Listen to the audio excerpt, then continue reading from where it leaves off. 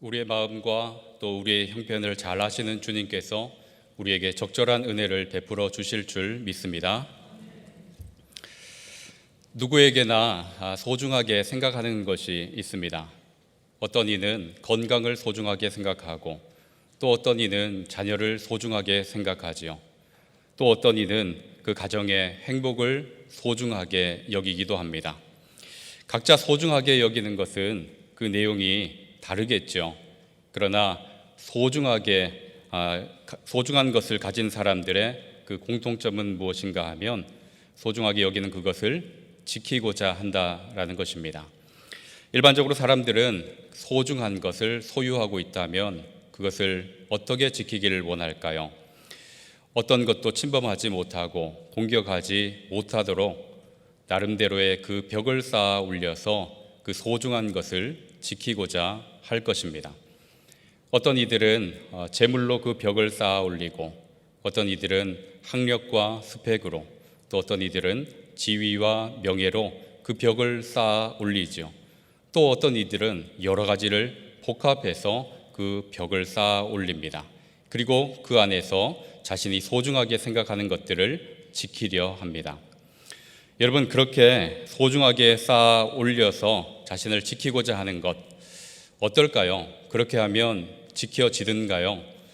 저는 연소하지만 많은 사람들을 지켜보고 또 함께하면서 노력한 만큼 그렇게 지켜지는 것을 잘 보지 못했습니다. 전 신방을 다니면서 종종 이런 이야기를 듣습니다. 왕년회라는 이야기죠. 왕년회. 목사님, 왕년회 저는 꽤나 펄펄 날아다녔습니다. 목사님, 왕년회 저는 꽤 잘 나갔습니다. 목사님, 왕년회 저는 기억력이 참 좋았습니다. 이런 이야기들을 신방 받을 때면 하곤 하십니다. 여러분, 왕년회라는 이야기를 한다라는 것은 지금 어떻다라는 것입니까? 왕년에 있던 것이 지금은 없다라는 것입니다. 사라졌다는 것이죠. 여러분, 지키기 싫어서 그거 못 지켰을까요? 지키고자 애를 썼겠지만 세월이 흐름에 또 어떤 상황과 환경 속에서 사라졌다라는 것, 즉 지킬 수 없었다라는 것을 이야기하고 있습니다. 여러분, 지금 이 시간, 이 순간도 좀 시간이 지나면 왕년회로 불릴 날이 올 것입니다. 그 말은 지금 우리가 소중하게 생각하고 가지고 있는 것, 또 시간이 지나면 사라질 수도 있다라는 것을 의미하죠. 여러분, 그렇다면 우리가 소중하게 생각하는 것, 또 우리가 지키고자 하는 것, 어떻게 하면 그것을 온전하게 지켜낼 수 있을까요? 오늘 이 말씀 안에서 그 길과 답을 한번 찾아보시면 좋을 것 같습니다. 자, 오늘 본문은 레위 가족 중에 두 남녀가 가정을 꾸리는 것으로 이 이야기가 시작되고 있습니다. 모든 남녀가 결혼을 할 때 행복을 꿈꾸듯이 이 가정도 행복을 기대하면서 그 가정을 꾸렸을 것입니다. 순탄할 것을 예상하고 그렇게 가정을 꾸리며 이 삶을 이어갔는데 어느 순간 예기치 못한 문제가 이 가정에 들이닥쳤습니다. 그 예기치 못한 문제라 하는 것은 바로 임신 소식이지요. 일반적으로 이 임신은 가정의 경사를 할 수 있을 것 같은데 이 마냥 기쁘기만 할 그 임신 소식이 기쁨과 동시에 불안과 염려를 가져다 왔습니다. 왜냐하면 애굽의 바로 왕이 이스라엘 백성들이 번성하고 강성하는 것을 두려워하여서 이 남자아이가 태어나면 다 죽이라 명령했기 때문입니다. 아마도 이 가정은 임신한 후에 매 순간순간을 초조함으로 그렇게 보냈을 것입니다. 매 순간 기도하지 않았겠습니까? 하나님, 제발 여자아이기를 바랍니다. 제발 남자아이가 태어나지 않았으면 좋겠습니다. 고대 사회에서 이렇게 여자아이를 기다린 적이 없었을 것입니다. 그렇게 여자아이를 기다렸건만 우려하는 것이, 이 걱정이 현실이 되어버렸습니다. 너무나 소중한 아이인데 남자아이면 어떡하나 하는 이 걱정, 이것이 현실이 되었어요. 우리 2절 보시면 이렇게 기록을 하고 있습니다. 그 여자가 임신하여 아들을 낳으니 그가 잘생긴 것을 보고 석 달 동안 그를 숨겼으나. 너무나 소중한 아이입니다. 그런데 남자아이예요. 죽여야만 하는 것이죠. 어찌할까요? 이러지도 저러지도 못하는 그런 진퇴양난 속에 빠져 있습니다. 그가 잘생긴 것을 보고 이 부모는 석 달 동안 숨겨놓고자 결단을 합니다. 히브리서 11장 23절은 이렇게 이야기하고 있습니다. 믿음으로 모세가 났을 때 그 부모가 아름다운 아이임을 보고 석 달 동안 숨겨 왕의 명령을 무서워하지 아니하였으며. 이 아이의 부모는 이 왕의 명령에 굴하지 않고 이 아이를 지키고자 합니다. 무엇에 근거해서 지키고자 하는가? 바로 믿음으로 이 아이를 숨겨 놓았다라고 성경은 기록하고 있습니다. 자, 그런데 여러분, 결단해야 할 그 시점이 다가왔어요. 우리 3절 서두 한번 보실까요? 서두에 보면 석 달 동안 그를 숨겼으나 3절 시작 어떻게 합니까? 더 숨길 수 없게 되매. 석 달을 품에 안고 고이고이 숨겨왔는데 이제 더 이상 숨길 수 없는 시점이 왔습니다. 아이가 자라면서 그 울음소리가 커지고, 그렇다 보니 아이는 물론 그 아이와 함께하는 모든 가족 구성원들이 죽음에 이를 수 있게 된 겁니다. 생명이 위태롭게 된 거죠. 그래서 이 아이의 부모도 어쩔 수 없이 결단을 내려야만 합니다. 3절 우리 같이 한번 다시 읽어보도록 하겠습니다. 더 숨길 수 없게 되매 그를 위하여 갈대 상자를 가져다가 역청과 나무 진을 칠하고 아기를 거기 담아 나일 강가 갈대 사이에 두고. 아멘. 엄마가 10달 동안 품은 그 아이를, 그것도 젖먹이 아이를 어찌 그 품에서 내려놓을 수 있겠습니까? 가슴이 찢어지는 그 아픔, 그리고 눈물을 머금고 이 부모는 아이를 갈대 상자에 담아 떠나보내고자 그렇게 결단을 합니다. 그런데 3절 이 구절을 자세히 묵상해 보면 이 부모가 이 아이를 내려놓는 그 과정이 자포자기하거나 절망하는 모습으로 묘사되고 있지는 않습니다. 포기한 것이 아닌 다른 모습이 이 안에 숨겨져 있는데요. 3절 서두에 보시면 그를 위하여 그랬습니다. 여러분, 그를 위한다라는 것은 그의 무엇을 위한다는 것일까요? 그의 생명을 위한다는 것이죠. 그의 생명을 위하여 무엇을 준비했다고 합니까? 갈대 상자를 준비했어요. 갈대를 엮어서 그 상자를 만들고 그 상자에는 역청과 나무 진을 꼼꼼하게 그렇게 발라내었습니다. 그런데 여기서 주목해 볼 것이 하나 있는데요.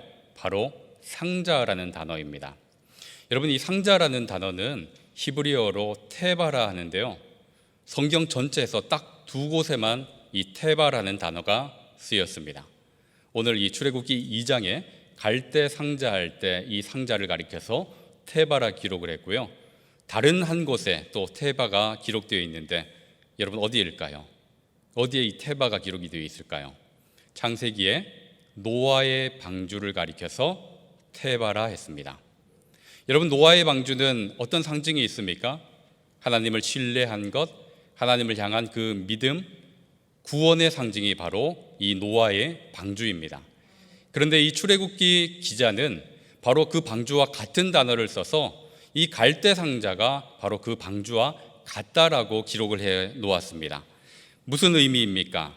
노아가 하나님을 신뢰함으로 그 방주를 만들고 그 안에 그가 들어갔던 것처럼 이 부모도 하나님을 신뢰함으로 그 갈대 상자를 만들고 그 안에 아이를 눕혀 놓았다라는 것을 의미하죠. 그러니까 어쩔 수 없이 그 아이를 버린 것, 그 아이를 포기한 것, 절망 가운데 빠진 것이 아니라 이 부모는 아이를 하나님께 맡겨 놓은 것입니다. 여러분, 어찌 젖먹이 아이를 품에서 보내는 것이 쉽겠습니까? 믿음이 없이는 불안할 것이고 하나님을 신뢰함이 없이는 이것이 불가능할 것입니다. 이렇게 이 부모는 아이를 갈대 상자 그 테바에 고이 누여 놓았습니다. 여러분, 이 테바에 담긴 아이 어떻게 되었을까요? 우리는 그 이야기를 잘 알고 있죠. 잠시 그 자리에서 뒤로 돌아와서 우리 삶의 모습을 다시 한번 돌아보면 좋을 것 같습니다.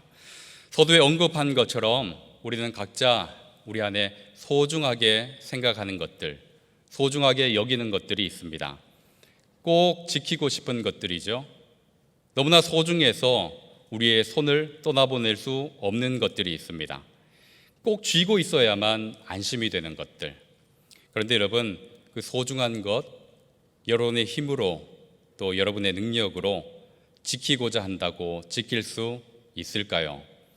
여러분이 그렇게 소중하게 생각하는 믿음, 그 믿음 하나 여러분의 노력함으로 지킬 수 있겠습니까? 우리가 지킬 수 있는 것은 아무것도 없지요. 그렇기 때문에 여러분 놓아야 합니다. 다시 이야기하면 하나님 앞에 맡겨 놓아야 합니다. 우리는 심고 또 물을 줄 수 있어요. 그러나 그것을 자라게 하시는 이는 누구라 합니까? 하나님이라 말씀하셨습니다. 이 말은 곧 우리에게는 한계가 있다라는 말입니다. 여호와께서 세우지 아니하시면 세우는 자의 수고가 헛되고 여호와께서 지키지 아니하시면 그 파수꾼의 지킴이 허사라, 이렇게 이야기했습니다. 그러니 우리가 지키고 싶다고 지켜야 한다고 다 지켜낼 수 있는 것이 아님을 이야기하고 있죠. 그렇게 우리는 하나님을 신뢰함으로 이 태발을 만들고 그 안에 우리의 소중하게 여기는 것들을 담고 하나님께 맡겨 놓아야 할 줄로 믿습니다. 여러분, 그렇다면 오늘 이 말씀을 들으면서 여러분이 꼭 하나 집중하고 생각하고 담아 가셔야 할 것이 있습니다. 여러분은 여러분이 소중하게 생각하는 것, 그 어떤 것을 그 태바 안에 담으시겠습니까? 여러분이 담아야 할 것, 그것은 무엇이겠습니까? 여러분, 이 말씀을 들으면서 여러분이 소중하게 생각하는 것, 여러분이 꼭 하나님 앞에 맡겨 놓아야 할 것이 무엇인지를 유념하면서 이 말씀을 따라오시면 좋겠습니다. 여러분, 다시 본문으로 돌아와서 이 아이는 갈대 상자 그 위에 놓여서 나일 강 위에 이렇게 떠 있게 되었습니다. 강물에 떠 있는 갈대 상자를 보면 부모 품 안에 있는 것보다 너무나 초라하고 보잘것없게 보이죠. 과연 저 갈대 상자 안에 있는 저 아이가 지켜질 수 있을까 하는 그런 의문이 듭니다. 그래서 4절에 보면 그의 누이가 함께 따라오고 있는데요. 4절 말씀 같이 읽어보겠습니다.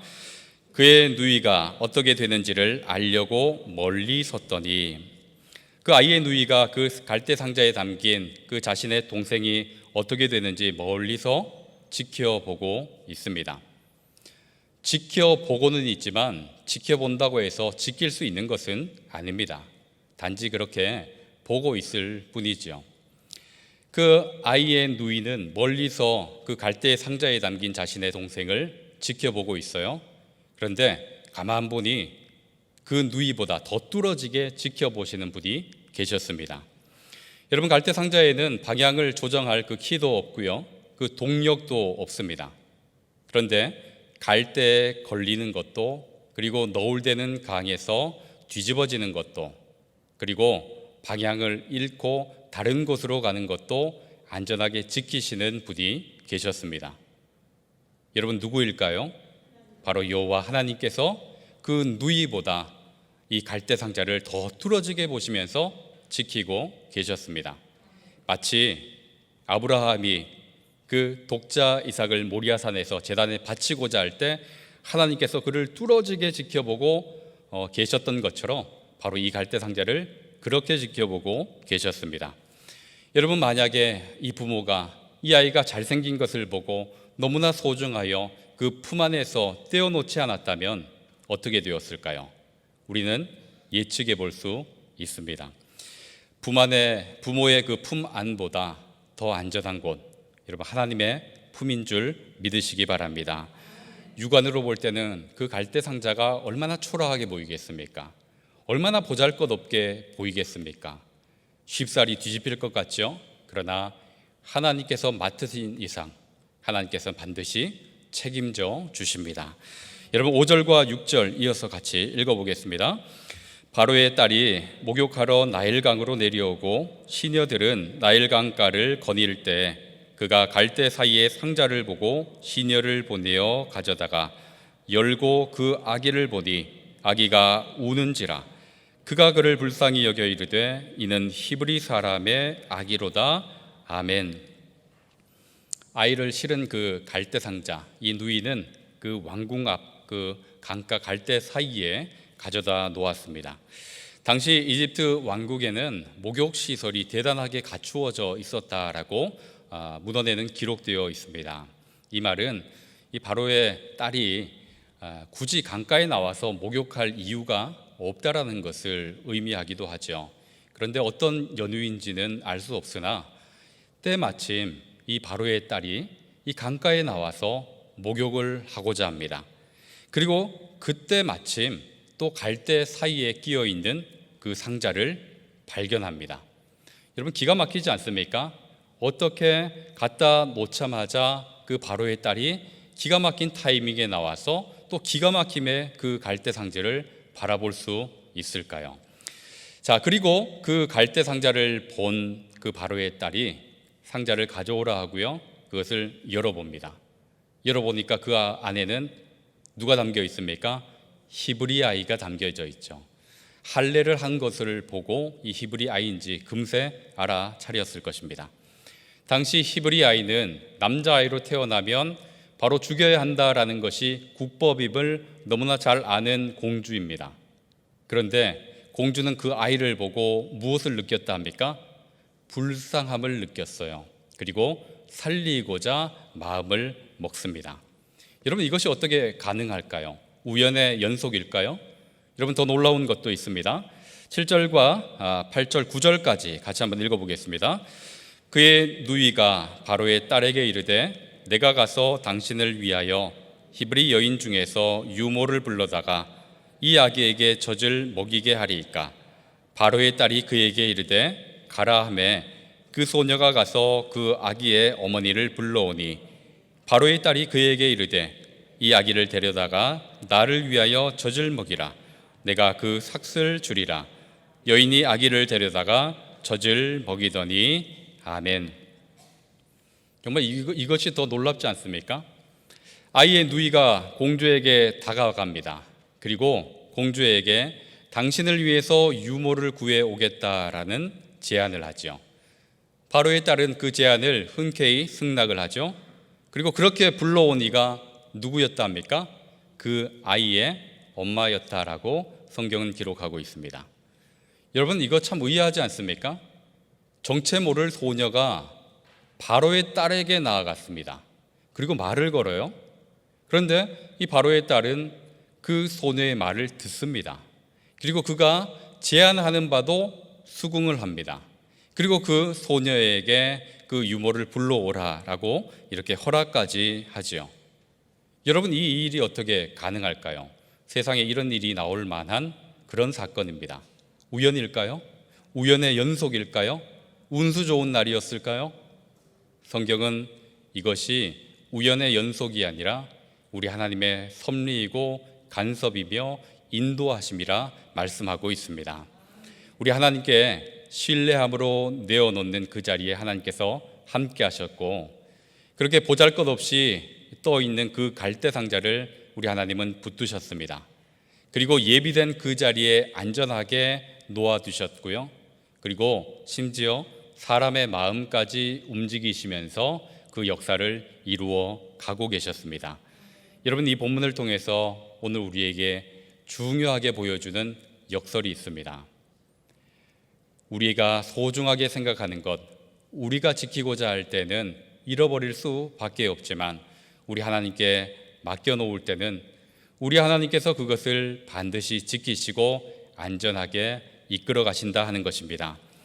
뒤집힐 것처럼 보이죠? 뒤집히지 않습니다. 길을 잃어버릴 것처럼 보이죠? 잃어버리지 않습니다. 왜냐하면 하나님께서 그것을 돌보고 계시기 때문입니다. 우리는 우리 손에 쥐고 있어야 직성이 풀리고 또 우리 품 안에 품고 있어야 그렇게 안정감을 느껴요. 그러나 우리가 품는다고 우리가 지킨다고 지킬 수 있는 것은 없습니다. 우리 아이들 보면 꼭 그래요. 이 사탕 하나씩 쥐어주고 막 뛰어놀 때 그 사탕 넘어져서 깨어질 것 같고 더럽혀질 것 같아 엄마한테 맡겨라, 아빠한테 맡겨라 그러면 그 말 잘 듣든가요? 그렇게 듣지 않고 고집 피우며 꼭 자기 손에 쥐어야 안정감을 갖고 그렇게 뛰어갑니다. 그러면 머지않아 엎어져서 깨어지고 못 먹는 사태가 발생하지요. 근데 우리의 인생이 가만 보면 그러한 것 같습니다. 지킬 능력도 없고 그런 힘도 없으면서 꼭 쥐고 내가 지키겠습니다, 이렇게 고집을 피워요.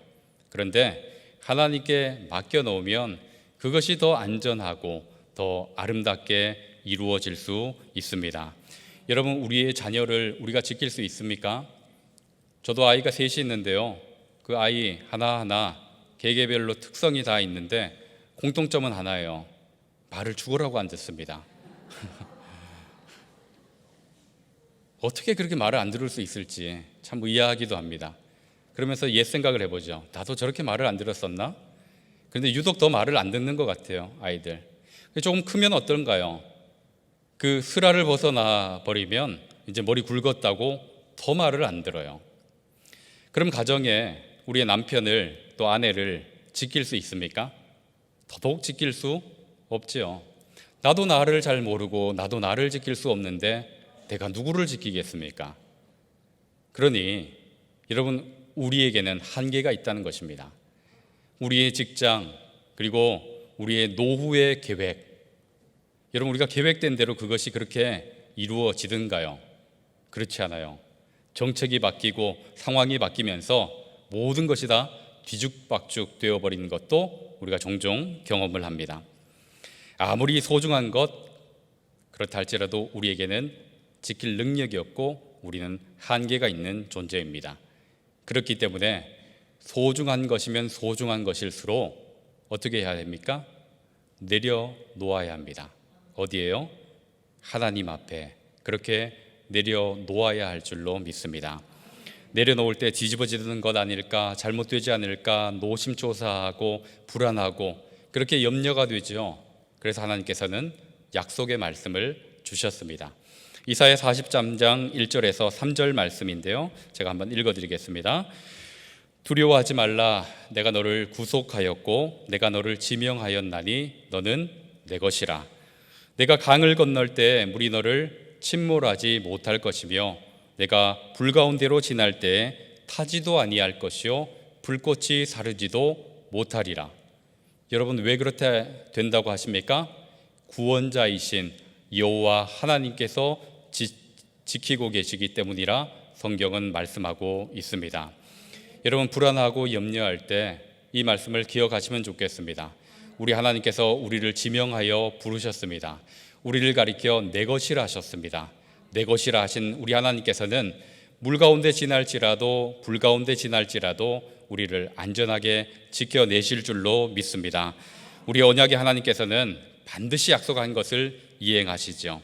하나님께 맡기고 붙들린 그 인생은 결코 망하는 법이 없는 줄 믿으시기 바랍니다. 그러니 우리에게 소중한 것, 여러분, 손에 꼭 쥐고 노심초사할 것이 아니라 요동하지 않고 변개치 않으시는 우리 하나님께 맡겨놓고 그렇게 평강의 삶을 살아가실 수 있으면 좋겠습니다. 그렇게 태발을 만들어 하나님 앞에 맡겨놓을 때 우리 하나님께서는 안전하게 지키실 뿐 아니라 그 인생을 아름답게 가꾸어 가실 줄로 믿습니다. 여러분, 그 갈대상자, 이 태바에 담긴 그 아이 안전하게 지켜졌죠. 그리고 그 아이의 인생 어떻게 되었습니까? 출애굽을 이끄는 위대한 지도자 모세의 인생이 되었습니다. 하니 여러분, 여러분의 인생도 또 여러분이 소중하게 생각하는 것들도 우리 하나님 앞에 맡겨놓을 때 그러하게 인도해 주실 줄로 믿습니다. 그것을 누리고 기뻐하고 또 믿음 가운데 담대하게 나아가는 주의 성도님들 되시기를 기원합니다. 기도하시겠습니다. 하나님 아버지, 아이의 부모가 아이를 태바에 담아 하나님께 온전히 맡겨놓았듯이 저희의 소중한 모든 것 아버지께 맡겨드립니다. 친히 맡아주시고 안전하게 인도하여 주옵소서. 예수 그리스도의 이름으로 기도하옵나이다. 아멘.